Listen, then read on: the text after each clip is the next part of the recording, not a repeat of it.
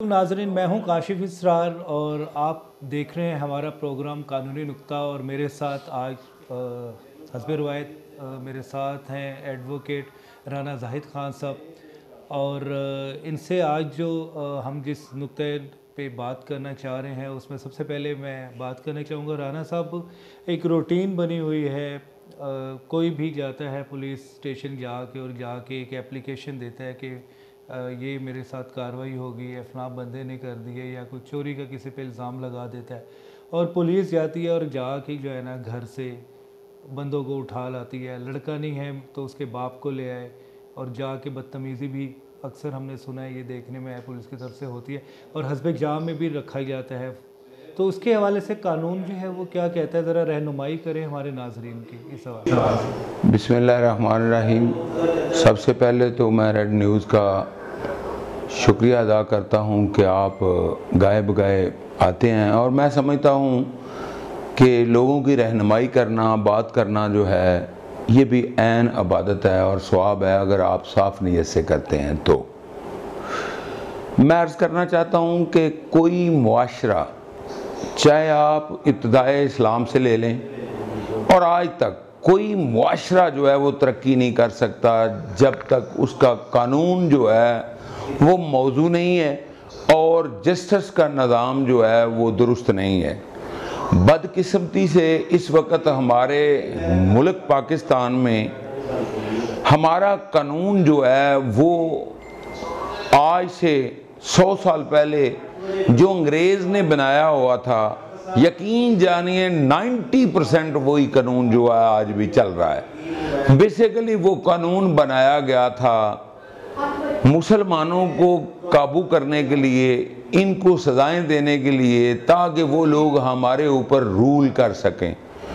और उस वक़्त से पुलिस रूल बने हुए हैं और पुलिस को बेपनाह जो अख्तियारात वो दिए हुए हैं वो थे गुलामों के ऊपर हुकूमत करने के लिए। लेकिन बदकिस्मती से ऐसा हो रहा है कि आज भी वो कानून जो है वैसे के वैसे ही बने हुए हैं और कोई कानूनी अमेंडमेंट्स नहीं हो रही। अभी आप बात कर रहे हैं हब्से बेजा की।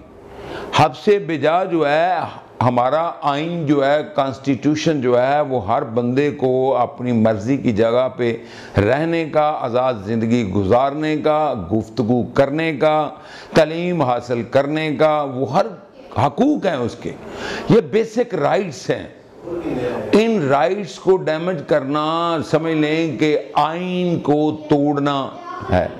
और यहाँ पे बदकिस्मती से चूँकि कानून ही ऐसा नहीं है, ये दफ़ा ज़रूर है हब्से बेजा।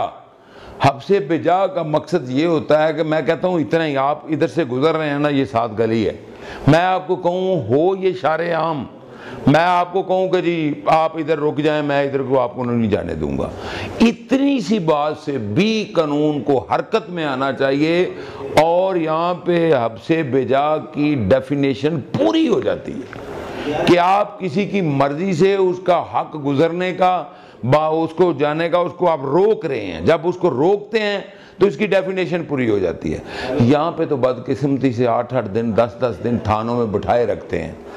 इससे मेन वजह जो ये है, हम लोग बेसिकली अपने मुल्क को पुलिस स्टेट मान चुके, हम लोगों ने तस्लीम कर लिया हुआ है कि हम कुछ नहीं कर सकते। ऐसा बिल्कुल भी नहीं है। जब भी किसी आदमी को पुलिस के पास कोई इख्तियार ही नहीं है, यहाँ तक कि अगर आपकी FIR आपके खिलाफ दर्ज हुई हो, उसकी इन्वेस्टिगेशन के लिए भी बुलाना है आपको उन्होंने। तो सबसे पहले उन लोगों ने आपको नोटिस भेजना है। आपको डायरेक्ट गिरफ्तार करने के लिए कुछ ऑफेंसेस हैं जिनमें इजाज़त है, लेकिन आपके घर में अगर दाखिल होना है ना, तो उसके लिए नेसेसरी है कि पहले कोर्ट से जाके वारंट गिरफ्तारी लेना है और कोर्ट को मुतमिन करना है कि हमने तमाम मैयर अडॉप्ट कर लिए हैं, तमाम तरीके से उसको इन्फॉर्म किया है, लेकिन वो आके इन्वेस्टिगेशन को ज्वाइन नहीं करता, वो लॉ अबीडिंग नहीं है, तब कोर्ट देख के ये जारी करती है वारंट। लेकिन ये होता है आजकल जो दरख्वास्त दे देते हैं, दरख्वास्त ये बदकिस्मती है, उसके ऊपर टैग भी नहीं होता, वो थानेदार जिस थानेदार के पास आए तो वो अपने पास रख लेता है, हवलदार के पास आए तो वो रख लेता है, हत्ता के जो थानेदारों ने अपने साथ प्राइवेट पर्सन रखे हुए हैं, ऐसी दरखास्त उसके हथे लग जाए तो वो पक्को ये प्रॉफिट ही प्रॉफिट है। उसने चले जाना है डायरेक्ट उस घर में, उस बंदे को उठा के थाने ले आना है। जब थाने ले आना है तो फिर उसको छुड़वाना तो मुश्किल ही है।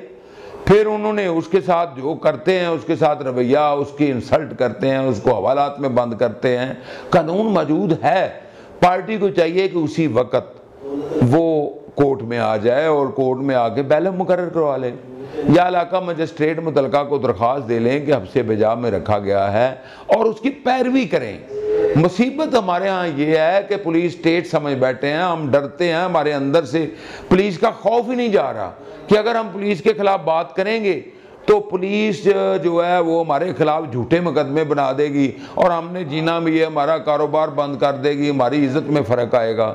ये हमारे मुहाफ़िज़ जो लोग हैं ये इनको मुहाफ़िज़ कम तस्लीम कर रहे हैं। बेसिकली लोग तो इनसे सहमे हुए हैं और इनसे डरते हैं।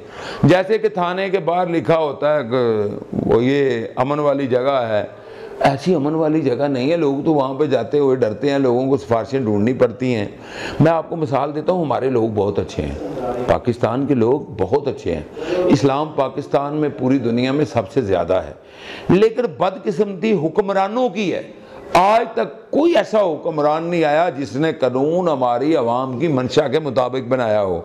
मैं आपको एक मिसाल देता हूँ कि आप दुबई में जाना हो, लाहौर से 1 घंटे की फ़्लाइट है। जो ही आप दुबई में उतरेंगे आप दुबई के कानून को हरफ ब हरफ फॉलो करेंगे।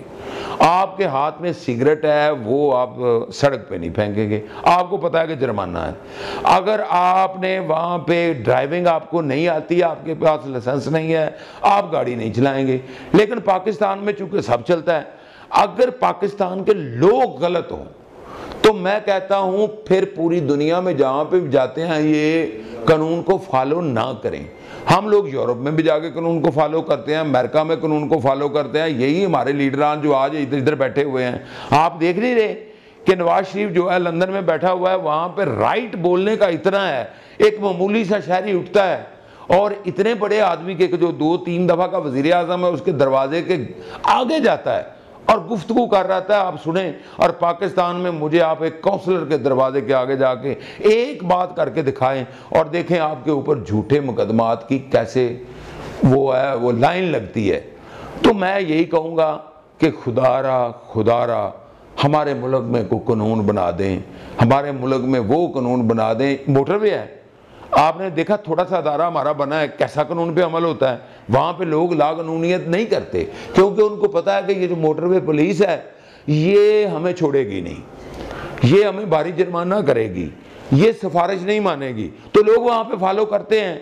तो हमारे हुक्मरान फॉलो कराना चाहते ही नहीं है क्योंकि हमारे कानून में जो अमीर आदमी है, जो बड़ा आदमी है, उसके लिए उस कानून तो उसके घर की लौंडी है। और जब तक कानून सबके लिए बराबर नहीं होगा उस वक्त तक कानून पे कोई अमल दरामद हो ही नहीं सकता। हमारे यहाँ कानून रोज़ नई नई करवट लेता है। अब एक नया रुझान सामने आ गया, मैं आप लोगों को बता दूं। पहले ये होता था कि लोगों का झगड़ा होता था, किसी को कत्ल कर देते थे, डायरेक्ट FIR आ जाती थी।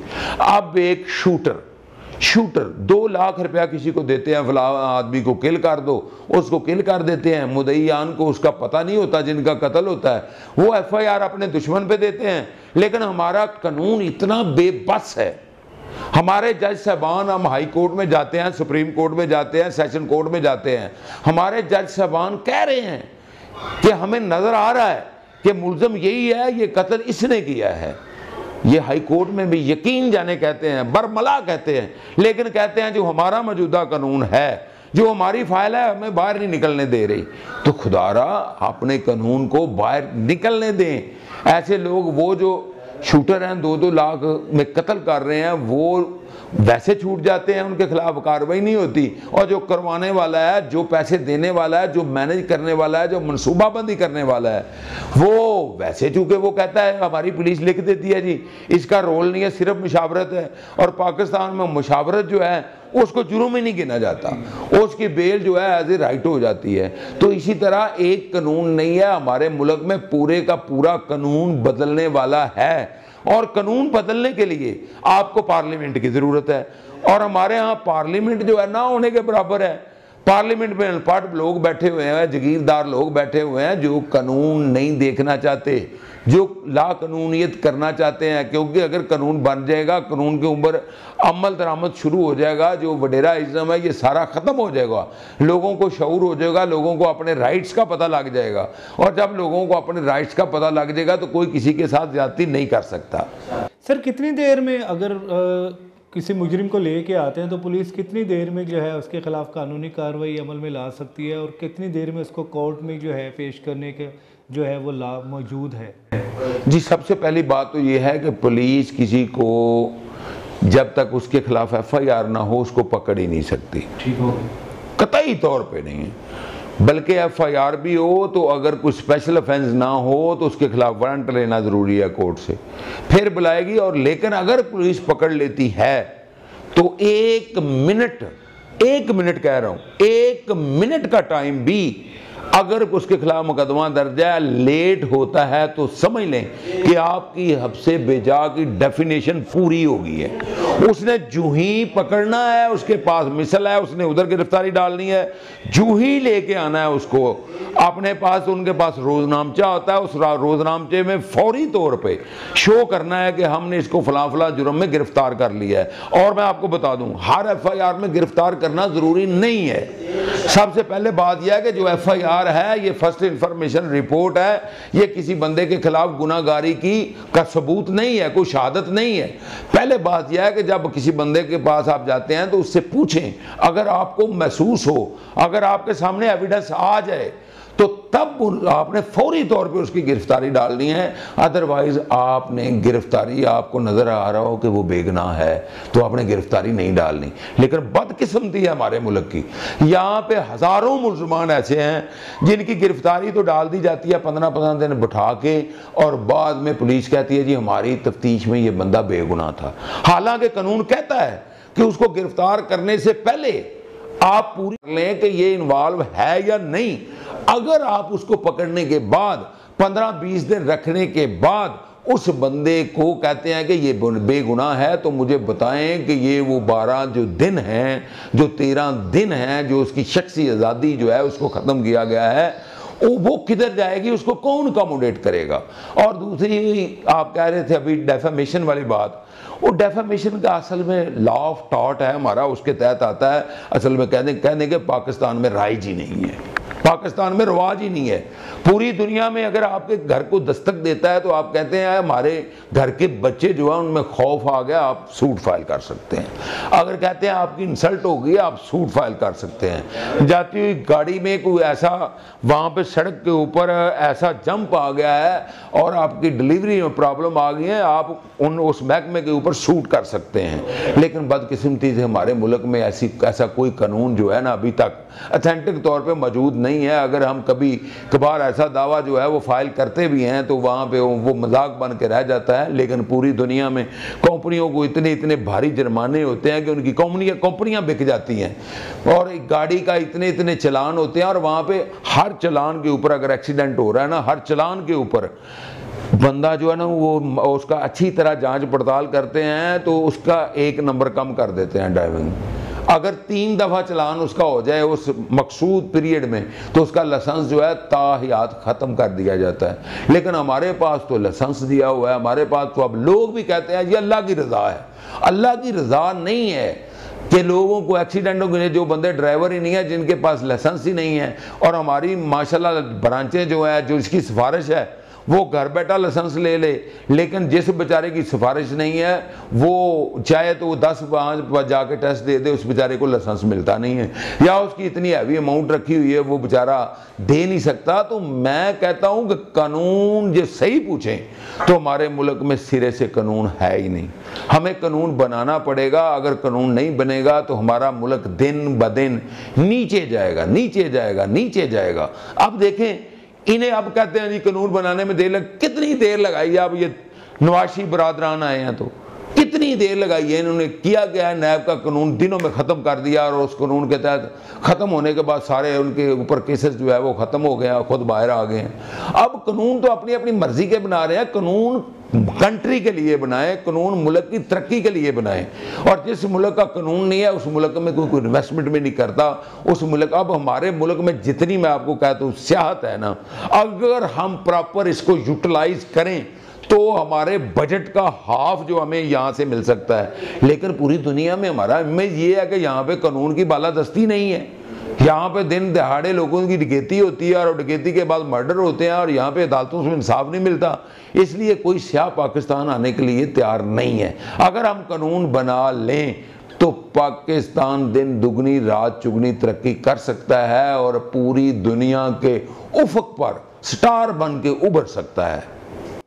जी बिल्कुल सर, बताइएगा कि अभी आप बात कर रहे थे बैलफ के हवाले से, थोड़ा सा हमारे नाजरीन को ब्रीफ कर दें कि बैलफ अगर कोई बच्चा है या कोई बंदा जो हस्ब इजाम में रखती है पुलिस, तो वो जाहिर है जाके तो पुलिस वालों को ज़्यादातर तो ऑफ़र ही करते हैं कि 10,000 15,000 की हमारा बच्चा छोड़ दें।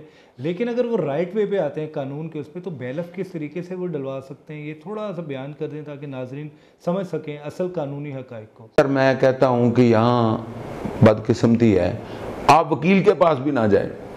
मैं कहता हूँ अगर गरीब आदमी है वो वकील अफोर्ड नहीं करता ना, वो सीधा 2 लफ्जी एप्लीकेशन लिखे कि मेरे बेटे को फलां फलां ने थाने में पकड़ के या फलां जगह को पकड़ के बिठाया हुआ है और 2 दिन से बिठाया हुआ है, उसके ऊपर कोई FIR भी नहीं है और उसकी अरेस्ट भी नहीं डाली हुई लीगली, तो जज जो है वो बाउंड है, वो 2 आप लाइनों की दरख्वास्त के ऊपर वो अपना बैलफ जो है भेज देगा।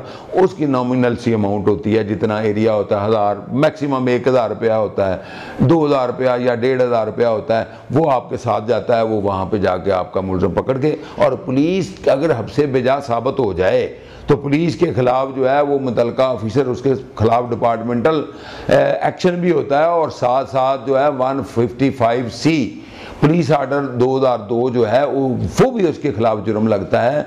और अच्छा खासा अगर 1-2 दफ़ा हो जाए किसी बंदे के खिलाफ, और ज़िंदगी भर किसी को बेगुनाह को पकड़ने की जरूरत नहीं करेगा। जी बिल्कुल, आप देख रहे थे हमारा प्रोग्राम जो है कानूनी नुक्ता, और राना जाहिद साहब जो है एडवोकेट, वो बता रहे थे हस्ब बेजा के हवाले से तमाम तर डिटेल उन्होंने हमारे नाजरीन के सामने रखी। 155C के हवाले से जो है वो एक्ट के तहत जो है पुलिस पर कानूनी कार्रवाई अमल में लाई जा सकती है। तो ये तमाम तर वो हक़ाइक़ थे हस्ब बेजा के हवाले से। इंशाल्लाह अगले प्रोग्राम के अंदर हम एक नए कानूनी नुक्ता की तरफ से जो है सवाल करेंगे, और तब तक के लिए हमें इजाज़त दें। कैमरामैन जाबिर हुसैन के साथ काशिफ इसरार को अल्लाह हाफ़िज़।